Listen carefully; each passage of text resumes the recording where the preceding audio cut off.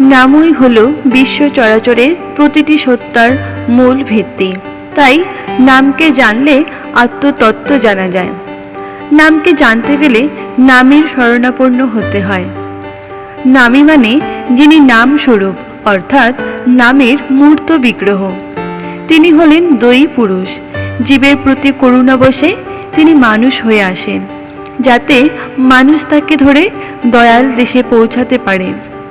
নাম প্রেরণা যোগায়, আর ধ্যান মানুষকে ধ্যেয়ের ভাবে ভাবিত করে তদভিমুখী ও তৎচলন পুরুষোত্তমবাচ পরায়ণ করে তোলে।